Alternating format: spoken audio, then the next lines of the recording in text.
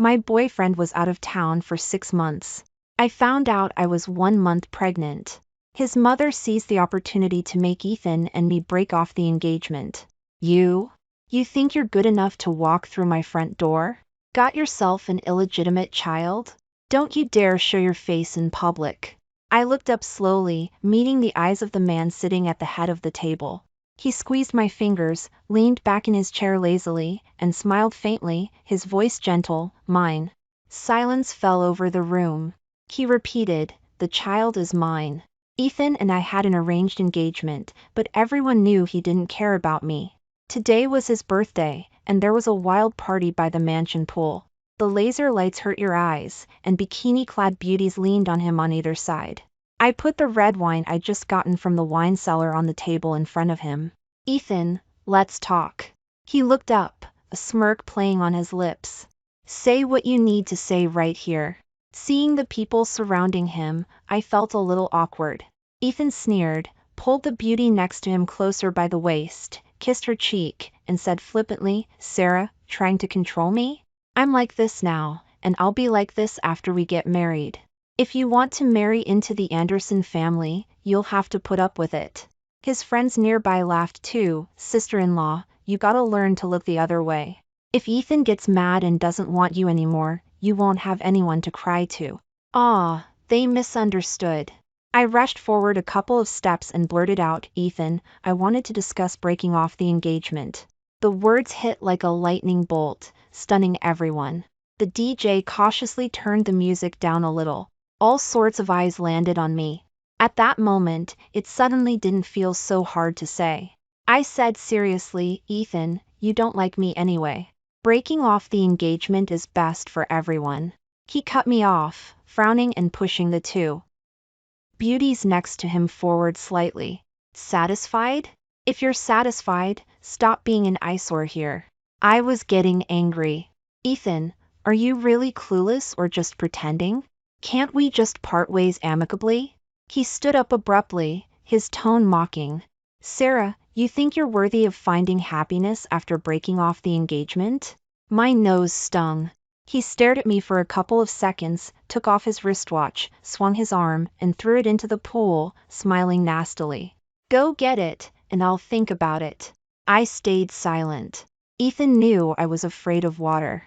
Actually, if it weren't for that accident at the seaside when I was 18, maybe we wouldn't be where we are today. I knew he was doing this purely to tease me. "Ethan, is this entertaining for you?" I asked calmly, standing still. He was expressionless, forcing me to comply. The others watched me as if I were a spectacle. I turned to leave, but someone gave me a malicious shove, and I fell straight into the pool behind me. It was dark, the water was deep, and the feeling was suffocating. My heart pounded, and my limbs thrashed instinctively. As soon as I broke the surface, I heard laughter and mocking voices around me. I looked down and saw that the thin material of my shirt was completely soaked, clinging tightly to my body. Ethan looked down at me from above, not making any move to stop it. I felt embarrassed. My hand suddenly touched something. My gaze flickered to the person who had pushed me, and I immediately threw what I'd found at them. He cried out, blood welling from his forehead, and glared at me viciously. "You F*** king." I ignored him, just looking at Ethan. "I found the watch. When are we breaking off the engagement?" Ethan was smoking a cigarette, his eyes full of mockery. "Sarah, is that the watch? You think you can fool me by just picking up anything?" I scoffed. "I say it is, so it is." As we stood there in a stalemate, the lights suddenly went out. Then, a EP voice sounded from nearby. "What's all this noise?" I followed the crowd's gaze. The man was in a suit, with a suitcase standing beside him, looking like he had just returned from a business trip. Ethan quickly threw away his cigarette and called out respectfully, "Uncle Robert, what brings you here?" "It's close to the airport here. It's too late tonight, so I stopped by to rest." Was this Robert? My mind reeled for a second. Why was he suddenly back? Luckily, he drew everyone's attention, allowing me to surface slightly. The feeling of suffocation wasn't as intense. "Anything good in the pool?" Why is everyone just standing there? He walked over slowly. Ethan waved his arms. What are you waiting for? Did you drop your watches in too? Everyone quickly responded and retreated just as quickly. The mansion became quiet in an instant, as if only the three of us were left. A gust of wind blew, and I shivered from the cold. Robert took off his jacket, knelt down, and handed it to me. Come on up. Don't catch a cold. I was still thinking about breaking off the engagement and instinctively looked at Ethan. But his attention was entirely on the phone call that had just come in. I heard someone on the other end shout, Ethan, something's happened with Jessica. Uncle Robert, could you please keep an eye on Sarah for me? Something came up.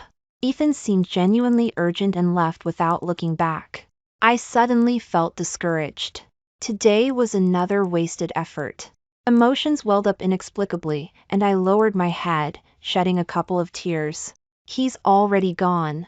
Robert reached out his hand. Don't cry. Come up first. Should I take you to find him?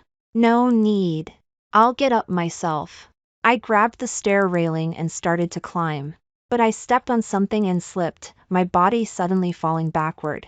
I instinctively grabbed Robert's hand, making things even worse. With a splash, both of us fell into the pool.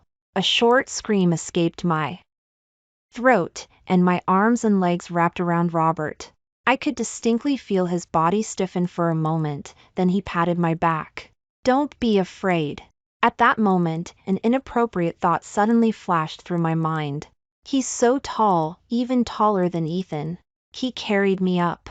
Only when my feet touched the bottom did I recover. I quickly let go of him, my ears feeling warm. Uncle Robert, I'm sorry. He put the suit jacket he had taken off over my shoulders, his expression showing no ripple. Go inside and take a shower. Don't catch a cold. I peeked at him and sighed with relief.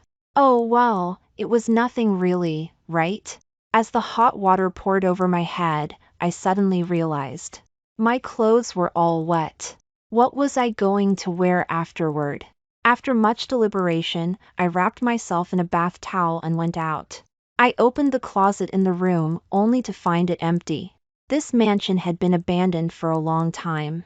But it was close to Oakwood Hills, convenient for Ethan to go racing after his birthday party, which was why he insisted on choosing this place.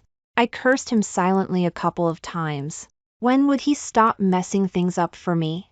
Knock, knock, knock. Someone was knocking at the door. I jumped, cautiously opening a crack in the door. Robert stood outside, his scattered fringe making him look much gentler. He looked at me. There's cold medicine on the table. Remember to drink it. I nodded, clutching the bath towel at my chest, and said with difficulty, Do you know if there are any spare clothes in the mansion? He raised an eyebrow, turning his head slightly away from me. There probably aren't any clothes, and it's not easy to have someone bring them over now. My heart sank. Just as I was about to say something, a loud clap of thunder boomed in my ears. It startled me, and I immediately covered my ears with my hands. After the water on my body evaporated, the bath towel wasn't wrapped as tightly and started to slip down. Before I could react, the door closed. Robert had closed it. Through the door, his voice sounded a little hoarse. There's a new shirt in my suitcase. If you don't mind, I'll get it for you. Never mind. I'll go take a shower. You can get it yourself. It's in the living room. The new one is on the left. After the thunder passed, I wasn't as scared. Thinking about the awkward situation just now, it really wasn't appropriate to open the door for him again. After he left, I went to the living room.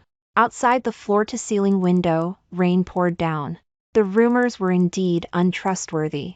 Robert wasn't as cold and heartless as people said. Wasn't he being quite considerate? He hadn't insisted on having someone come in the middle of the night in the rain to bring things over. I found the shirt in the open suitcase.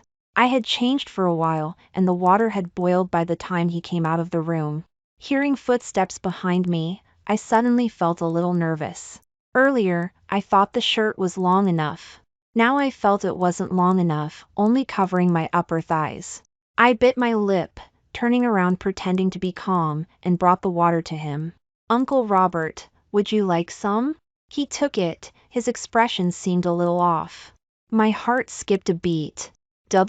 What's wrong? He tilted his head back and gulped down some water, his Adam's apple bobbing. Why are you wearing this one? I didn't know why, but I felt like his throat was very dry, even drinking water didn't help. He sighed. Sorry, my mistake. Perhaps I should have been clearer. My cheeks instantly flushed crimson. I understood what he meant. I had grabbed the wrong clothes. This wasn't the new one. It was one he had worn. He was standing in front of me, the shirt clinging to my body. It felt so awkward, like I was completely exposed. The heat on my face didn't fade, and I stammered, unable to reply. He was silent for a long time, then asked softly, "Want to change?" Quick. KLY shook my head. Changing would only make it more obvious. I could only awkwardly change the subject. Did you drink the cold medicine? He lit a cigarette. I only found one packet. Go back to your room and sleep. I'll take you back tomorrow when the rain stops. Right now, I just wanted to get away from him. I nodded repeatedly and fled back to the room. When I woke up in the morning, it was quite late. I opened the door and saw Robert sitting at the dining table. I originally wanted to close the door and wait for him to leave before going out. But he saw me. He was holding a tablet, seeming to be dealing with something, and didn't even look up. You're up. Have some breakfast. I was quite timid. Before I knew it, I was already seated. I could only bury my head and eat quickly, not daring to look up at him. Sarah. But he suddenly called my name. My heart jolted. I didn't know why I suddenly had a bad feeling. Do you know you sleepwalk at night? He looked down at his wrinkled shirt, leaned back in his chair, and chuckled softly. You scratched him up pretty badly last night. Sleepwalk? And I touched him? My mind went blank with a boom. A blush crept from my cheeks to the back of my ears and then spread to my neck. I stammered, unable to form a complete sentence. No. I'm sorry. I explained in a panic, but couldn't make any sense of it for a long time. Meanwhile, he lit a cigarette and watched me with perfect composure. At this point, my courage suddenly swelled, and my mouth moved faster than my brain. It's not my fault you didn't lock your door at night.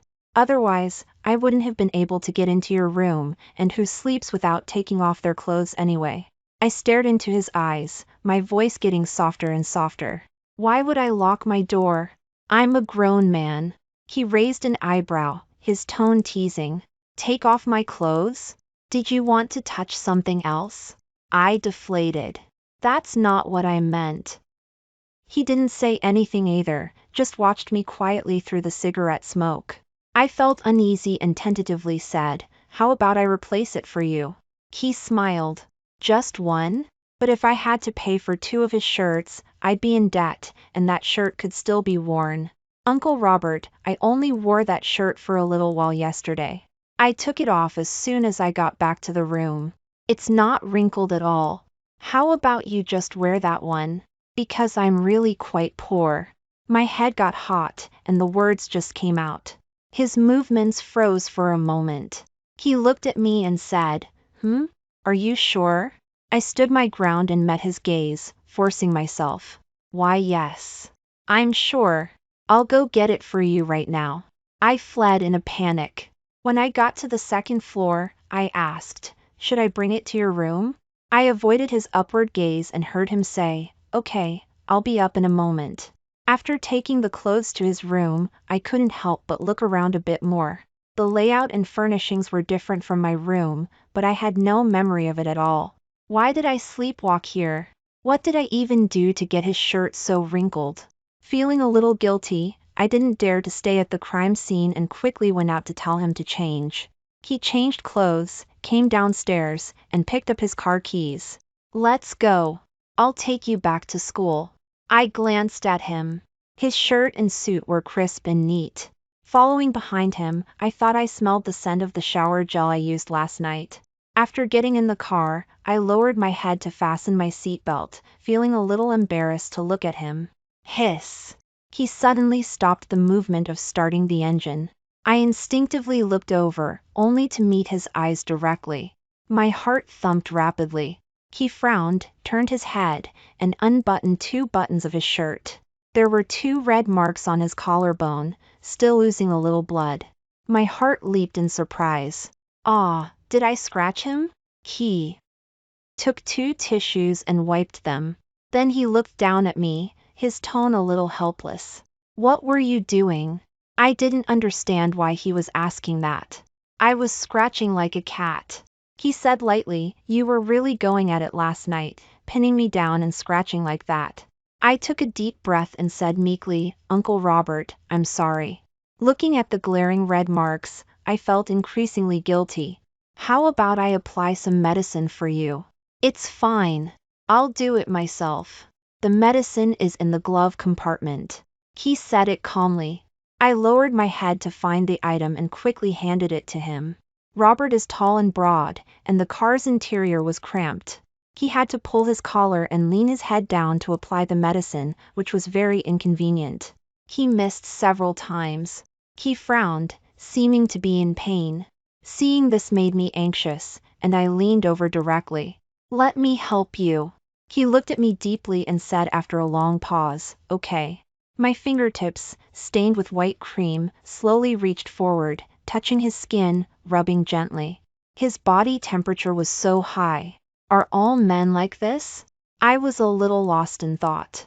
Afraid of hurting him, I tried to be as gentle as possible with my movements. Before I could rub all the ointment in, he suddenly grabbed my hand and pulled away, his breathing seeming to deepen. Okay, that's enough for now. I was startled and obediently sat back.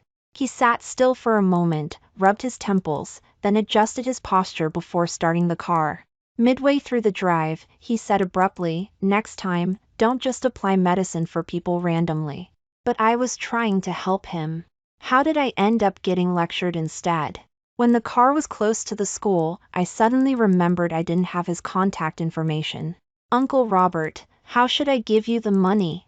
He countered, is that what you think of me? Did that mean I didn't need to pay? Afraid he'd change his mind, I KLY said, thank you, Uncle Robert. But after bothering him so much last night, I still felt a little guilty.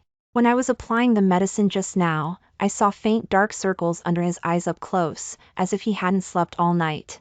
How about I treat you to a meal today?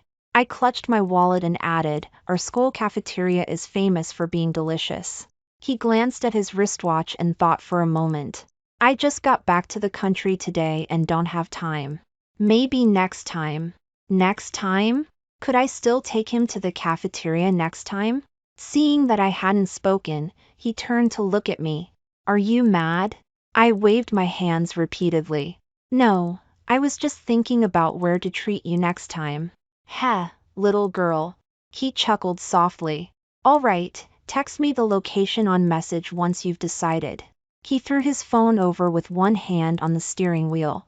The password is 190723. Add yourself. This was the phone of a business mogul. The things inside must be worth more than me. He just gave it to me directly like that. I didn't dare to look too much. After adding him, I quickly locked the screen and gave it back. Lowering my head, I looked at my own phone screen and formally saved his contact with the note, Ethan's uncle. When the car was close to the school entrance, I asked him to stop. Just as I was about to close the car door, I heard him say, should I pick you up next time? I was utterly confused. Was he treating me like a helpless child? No, no need. Uncle Robert, please drive carefully and be safe. Okay. I'll let you know I arrived safely. That really wasn't necessary. He probably just said that casually, right? I didn't have classes today, so I walked towards the dormitory after getting out of the car. But at the entrance, Ethan blocked my path. He was holding a bouquet of roses, standing in front of me. After the confrontation last night, I wasn't as cautious around him anymore. All I wanted now was to reek off the engagement. I frowned, suppressing the urge to yawn. What do you want? Ethan tried to thrust the flowers into my arms. Last night was my fault. I came to apologize. I quickly stepped back a couple of steps, fanning away the pollen floating near my nose. Ethan's expression changed. Are you that disgusted with me now? I stood still, saying softly, Ethan, do you not even remember I'm allergic to pollen? He cursed under his breath and quickly threw the flowers into the trash can. Sarah, I'm sorry, He couldn't explain himself. I finished for him. It's okay, you just forgot. We're like this now, what's the point of staying entangled? Perhaps my indifferent attitude hurt him. His face fell instantly. Sarah, who are you looking down on? If you hadn't insisted on breaking off the engagement last night, would I have made you jump into the pool? I even gave you an easy way out. Don't be so ungrateful. His words were harsh. If it were before, I would have been afraid of making him angry and would have humbly begged for his forgiveness. But now, I turned around and slapped him. Ethan, I am breaking off this engagement. Ethan tilted his head and rubbed his cheek, sneering, Sarah, you're dreaming. You're tied to me for life. You owe me this. He turned and left. I no longer watched his retreating back. I turned and walked away in the opposite direction. When I entered the dormitory, I almost couldn't open the door. After finally squeezing in, I found the floor piled high with all sorts of shopping bags.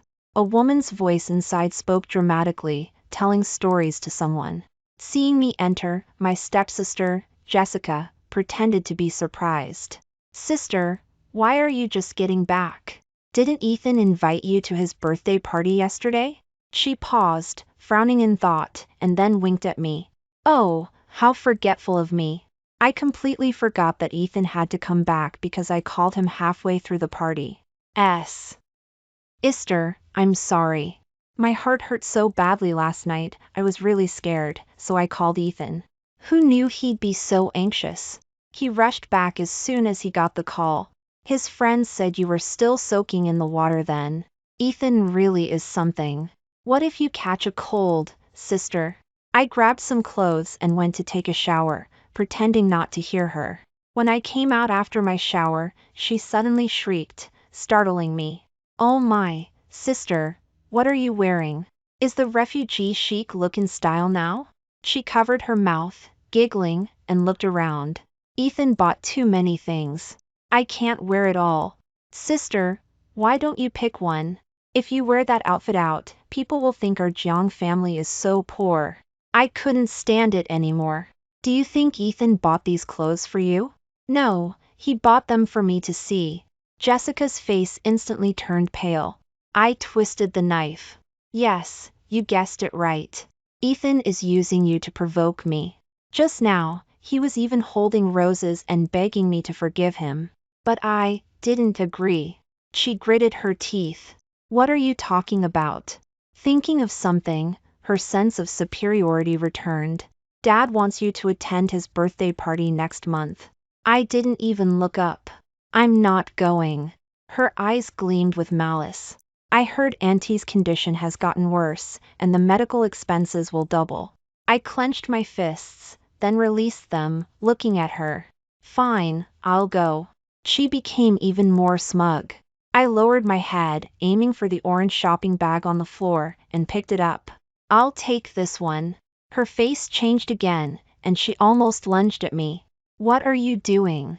I smiled. Didn't you just say I could pick whatever I wanted?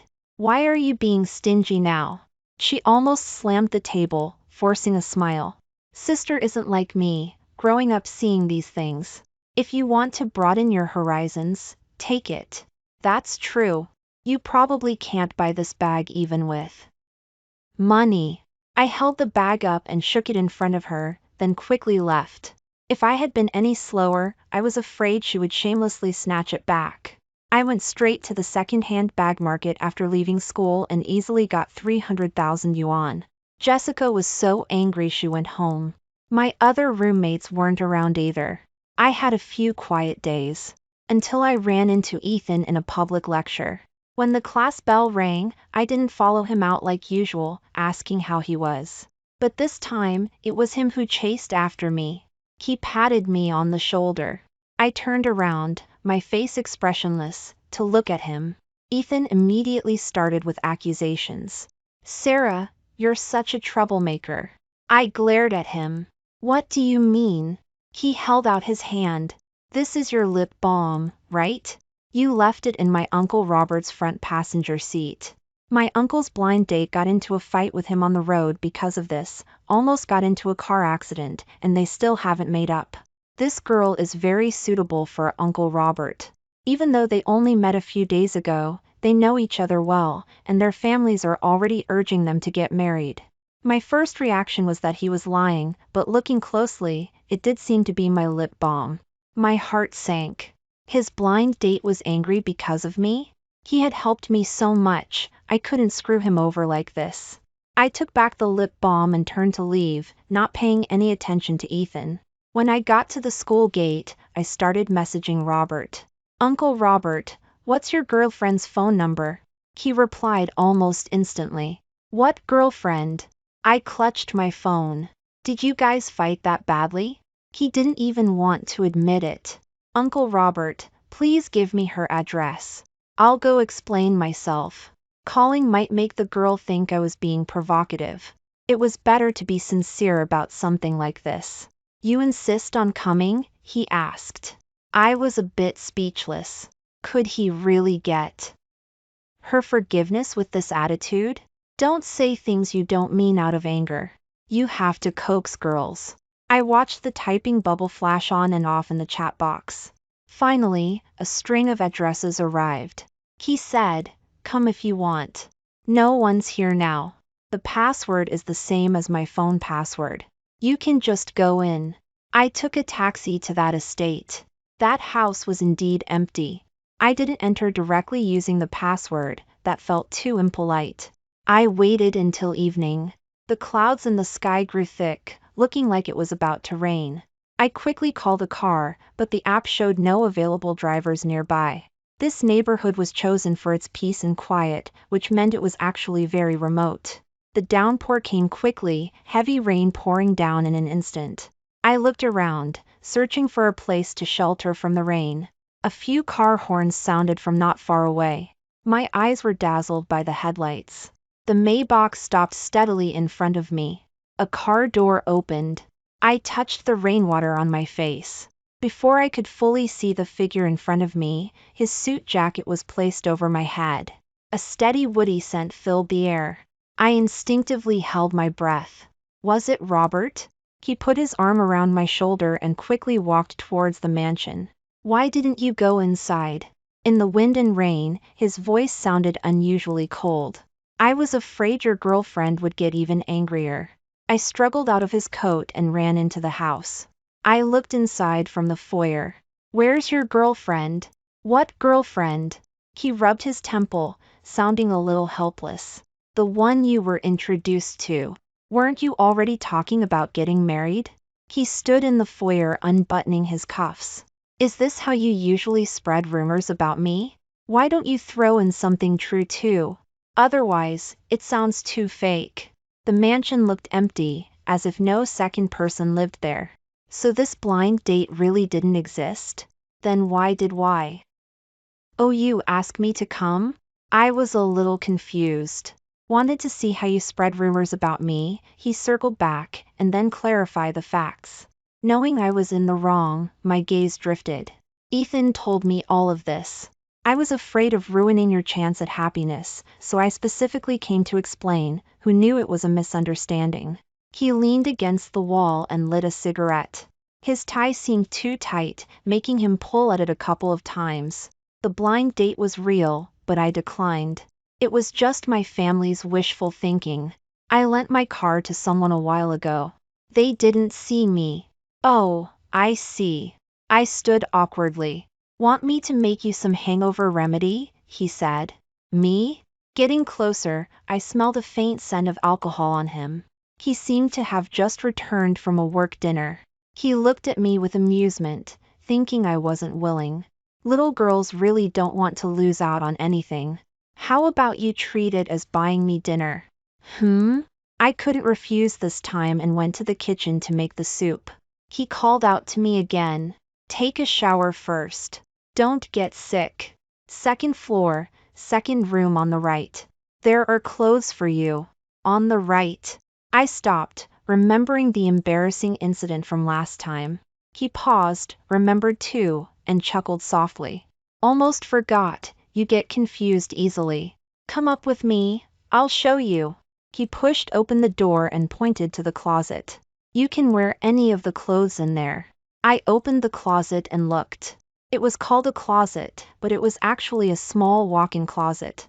However, it only had a few pajamas hanging inside. Did these belong to his previous girlfriends? I looked through them all and stood there, unable to pick one. After showering, I wrapped myself in a bathrobe and went downstairs to make the hangover remedy. The soup boiled vigorously. Robert still hadn't come out.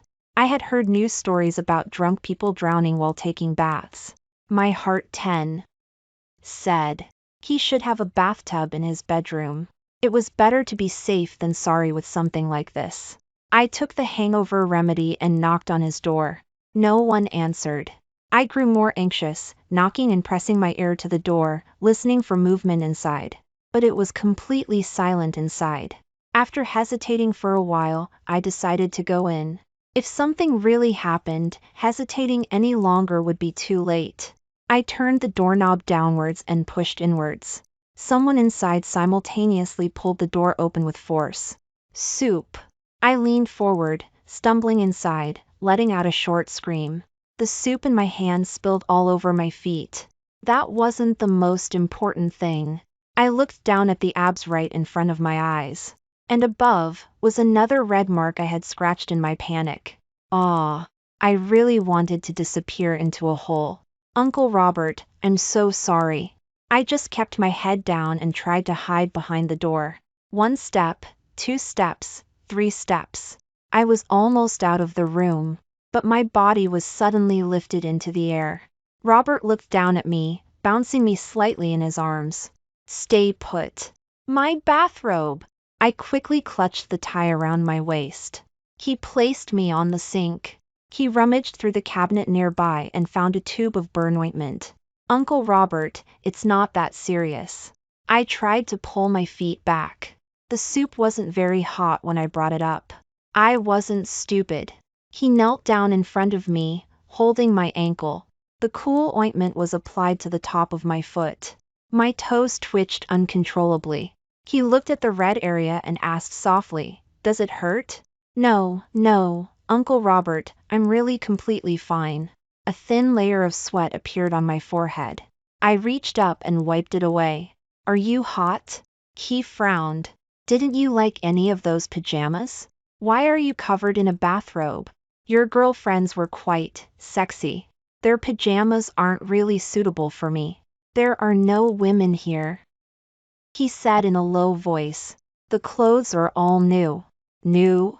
Were they prepared for me? Why did you prepare pajamas in advance? He didn't answer the question, instead slowly standing up and asking, Are you made of water? I looked at him in alarm. Then he added the second part of his sentence. Every time I see you, you're drenched. What else was I supposed to do if I didn't prepare? Or did you want to wear my shirt again? I didn't dare to look at him. Taking advantage of him letting me down, I quickly ran out of the room. As I reached the door, I turned back and said, There's more hangover remedy in the kitchen. He saw me in the living room after finishing the soup. Why aren't you sleeping yet? The rain is too heavy right now. It's not good for driving. I'll take you back after it stops. I shook my head and, as if possessed, asked, Was the wine good? The moon in the sky was round. Today seemed like it should have been a night for family reunions. But that didn't seem to have anything to do with me. You want to drink here? Aren't you afraid something might happen? I hesitated for a moment. Uncle, you're a good person. If you say so, he said flatly, not sounding pleased. He got out several bottles for me, red wine, white wine, foreign wine, everything. My alcohol tolerance is low. After a few glasses, I couldn't handle it anymore. I started to act crazy, talking and dancing around Robert. I pretended to be a kangaroo and called him a koala. He wasn't impatient. Instead, he reminded me, Slow down, don't fall. Don't fall. Someone else used to tell me that all the time. But I hadn't seen her for a very long time. The stimulation of the alcohol, combined with his gentle comfort, made the emotions I had kept bottled up for so long completely break down. This was the first time in 3 years that I had cried out loud. I crouched there, my strength gone. He stood up, and I was completely in his shadow. He carried me to tea. He sofa. He stroked my hair. Why are you crying? This wine isn't good. Should I get you another bottle? I shook my head, still crying. I miss my mom so much, but they won't tell me where she is. I can't find her. On my birthday, I dreamed of Mom. She gently wiped my tears and asked what troubled her darling. I wanted to hug her, but she was so light, and slowly floated away. No matter how hard I chased, I couldn't catch her. She smiled and said, "My darling, you must always be happy." But how can I be happy? For the first 10+ years of my life, even though Dad didn't like me, I had Mom and Ethan. I was Mom's little princess in the palm of her hand, spoiled and willful. Ethan and I had a childhood engagement. He always smiled when he saw me growing up, and he always thought of me for anything good. I thought we'd be good for life. But why did my mom and Ethan's dad get entangled with each other? They exchanged letters for 10 years. When those tender and ambiguous words were exposed, they chose to take their own lives together. That night, Ethan and I stumbled around like headless chickens, crying and shouting. Finally, we found their shoes by that stretch of sea. There was no one else around in the darkness. Among the two of us, only I could swim. Ethan had been afraid of water since childhood. In my panic, I could only try to save them myself. And I chose to save my mother first. After pulling Mom ashore, I rushed back without stopping to save Mr. Anderson. But because of hypothermia and severe exhaustion, I couldn't swim back. If rescue personnel hadn't arrived in time, maybe I would have sunk into that vast, boundless ocean too. When I woke up, everything had changed. Mom had been moved somewhere else. And Ethan hated me. He hated me for not saving his dad, hated my mom for interfering in his family. He took revenge on me, tormented me, humiliated me. Overnight, I lost everything. ICOV. Aired my face, curling up into a ball. This was the position I used to love most when I was sad. But today, someone gently unfurled me, inch by inch. He softly wiped away my tears. What can make you not sad anymore? I choked, tired from crying. I want to see my mom. I want to break off the engagement. I heard someone say faintly, "Okay." For the first time, my wish had been answered. When I woke up the next morning, my eyes were swollen like walnuts. Dimly remembering what had happened last night, I felt at a loss. Knock, knock, knock. The door knocked. My heart skipped a beat. "Come in." It was Robert. He walked up to me and handed me the ice pack he was holding. "Want to apply this? Otherwise, you won't be presentable." I took it, lowering my head to avoid his gaze. Even if I was slow, I could tell something wasn't right. Remembering every moment I had spent with him, it seemed like he had been treating me specially from the very beginning, even somewhat indulging me. I squeezed the ice pack in my hands, then suddenly looked up and asked with courage, "Do you have feelings for me?" He smiled. Is that a question or a statement? Given his reaction, did I guess wrong? I steeled myself. It's a statement. He took the ice pack from me. I instinctively closed my eyes, but instead of the cold touch, I felt a warm breath near my ear. Yes, you're right. My eyes widened. My whole body felt like it had been struck by lightning. I couldn't say a single word. He reached out a hand as if to touch my cheek, but then restrained himself and put it down. He seemed a little frustrated. He said gently, "How about I pursue you? Don't worry about the engagement. I'll handle it." That day, my mind went blank, and I couldn't give him any answer. Back at school, I was still trying to process it. How did he suddenly confess his feelings? That was a confession, right? I had been avoiding him for over half a month and hadn't replied to his mess. Ages. until he cornered me at school. Do you dislike me that much? He stood in front of me. Huh? I blinked. No. Then let's get something to eat together?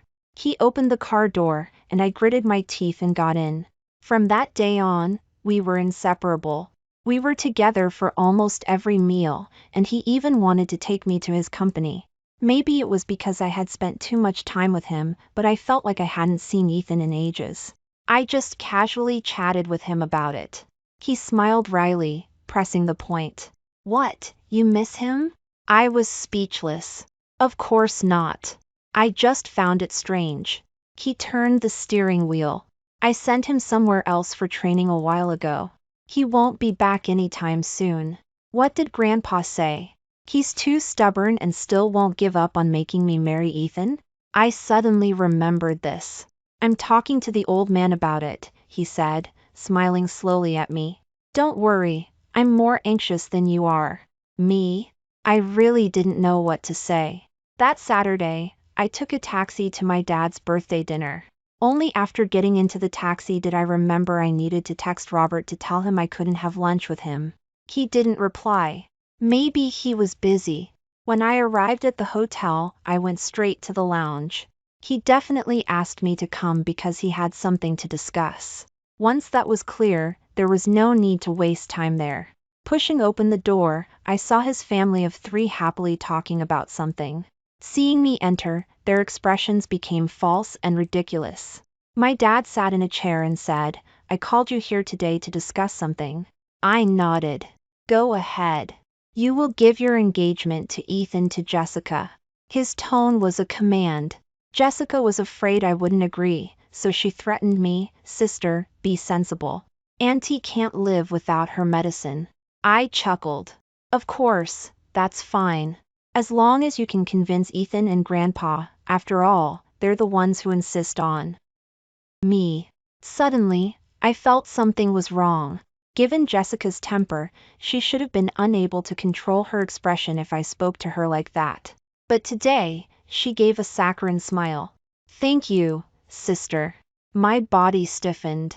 I heard her clap her hands twice. Although I was on guard, I was no match for the big, burly bodyguards who rushed over. They pinned me against the wall and poured a glass of water with something unknown added into my mouth. I struggled, using my limbs. Let go of me. My head felt increasingly dizzy, and my body was heating up. These men smirked and dragged me to the room next door. Jessica said with a sweet smile, Sister, enjoy yourself. From now on, Ethan will be disgusted when he sees you. I glared at her fiercely. What should I do? What should I do? In front of me, they locked the door. I felt my breathing quicken, my face flushed red. My consciousness seemed to be sinking into chaos. Through the hazy everything, something seemed to become clear. Bang, bang, bang. It sounded like someone was banging on the door. A fine suit wrapped around me. Robert's voice trembled, carrying the relief of finding something lost. I'm sorry, I'm late. He held me and rushed out. Screams came from inside. I rubbed against his chest. Don't kill anyone. He held me tighter. I'll take you to the hospital. I don't want to go to the hospital. His Adam's apple bobbed. His voice was hoarse. Then what do you want? I want you. I looked at his face. Those words were like a match, igniting his old house. You don't love me but still want to sleep with me. I could actually hear a hint of grievance in his voice. Later, amidst the ups and downs, I cried. He said, okay, don't cry. You can have me. When I woke up the next day, I didn't want to open my eyes or move. My whole body felt strange. He kissed my forehead. It's already 11. Still sleeping? I ignored him. A man who had been satisfied was very easy to tea. Alk 2. All right, I'll take a call first. You can sleep a little longer. After he left, I also sat up and looked outside. The weather seemed quite good. It wasn't long before he came back, his expression serious. Sarah, I need to take you somewhere. My hand unintentionally loosened, and the water cup hit the floor. My heart throbbed faintly. After getting in the car, I was still a little dazed. The scenery outside the window flashed by. The car drove further and further into remote areas, and my heart sank deeper and deeper. Finally, the car slowed down, and I saw the lone grave standing in the continuous fields. The car stopped. Robert hesitated and called out to me, "Sarah." I pushed open the door and stumbled out, running towards it. How could I not have felt it? I just didn't want to admit it. Holding on to a glimmer of hope that Mom was still alive, I let them threaten me. But, I fell to my knees in front of the grave with a thud. So much I wanted to say, but nothing came out. I broke down and cried. I knelt for a day. Robert stayed with me for a day. Finally, I was so exhausted I almost fainted. He carried me back to the car and gave me a chocolate. He held me and asked what I wanted to eat, if I wanted to go home or stay a little longer. I was too weak to answer anything. He started the car again, driving even further this time. All night, he drove me 300 kilometers, rushing to the neighboring city. When I woke up, I saw him and the rising sun. Just a little longer. We'll be there soon, he said softly. I leaned against the window. Gradually, a huge estate came into view. The large gates slowly opened, and we drove in. In front of us was a massive sculpture, a pure and beautiful angel holding the moon. It was like the scene from my dream. Behind it was a magnificent mansion. I pushed open the car door and stood on the ground, my steps unsteady. The wind blew. A soft piece of fluff brushed against my ch. Eek! I reached out and caught it. It was a dandelion. Where is this? My voice was hoarse from not speaking all night. He took my hand and walked slowly forward. I knew a little girl a long time ago. The first time we met, she was 2 years old. She was very lively and reached out for me to hold her. She ended up gifting me a painting of along the river during the Qingming festival. The second time we met, she was wearing a pink dress, with pigtails, looking quiet and well-behaved. But she used a water gun to soak the calligraphy assignment I had worked on all day, and she made a face at me before she left. Later, I heard that the old man, to repay a debt, arranged an engagement between Ethan and her. For many years after that, from adolescence to young adulthood, I saw her and my nephew together, always smiling. But she never seemed to notice me. I thought she would always be that happy, until the huge scandal involving both families broke out. The color drained from her face, covered in a dark cloud of sorrow. I didn't think she should be like that. She deserved to be happy. That night, she was hiding in the garden, crying softly. The rain was pouring down, and she was drenched. I cautiously approached her. Seeing her cheeks flushed crimson with fever, my heart ached. I asked her what could make her happy. She slowly smiled, a hint of intoxication in her voice. She said reality was too cruel, that books said there was no suffering in utopia, that everything was beautiful, and she longed to see it. I promised her. An imaginary world was too distant. I could only try to build something like it in reality. But I didn't know what her utopia was. So, I thought and thought, pondering the few times I had interacted with her. I remembered she liked dolls, liked wearing pink dresses, liked to gallop freely on the horse field, liked shiny stones, but most of all wanted a wishing well. The sound of bubbling water tinkled in my ears. He stopped walking. In front of me was a field of gem flowers in full bloom. Their refracted colorful light was dazzling. And in the pond on the other side, a turtle crawled out and saw us, then plopped back in. This is my final result. I wonder if she's satisfied? Robert's eyes seemed to hold stars. I didn't know when I started crying uncontrollably. It felt like what I had lost before was being given back to me by someone. We bought a cemetery plot and moved Mom there. Afterward, I prepared for the funeral, going through all the necessary procedures, wanting to give Mom the respect she deserved. The sky was clear when I walked out of the funeral home. The sun shone down, warm and comforting. Everything had settled. Robert acted swiftly and decisively. The Jiang family's company failed. My dad and Jessica faced criminal charges for intentional assault. It seemed only one thing was left. I glanced at the message Robert had sent, telling the driver to go to the family estate. Entering felt like being interrogated by the family. The atmosphere was deathly serious. Ethan's mother saw me, a twisted smile on her face.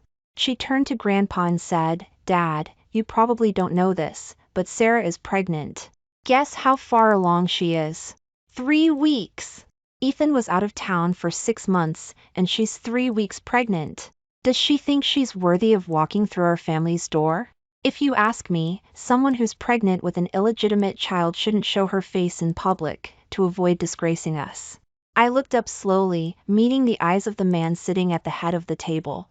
He squeezed my fingers, leaned back in his chair lazily, and smiled faintly, his voice gentle, "Mine." Silence fell over the room. He repeated, "The child is mine." Grandpa sighed from the side, tapping his cane heavily on the floor a few times. This is also what I wanted to say today. In the past, I disregarded the wishes of the younger generation and forced Ethan and Sarah together as an unhappy couple. I've realized now. I'm having them break off the engagement. From now on, they will go their separate ways.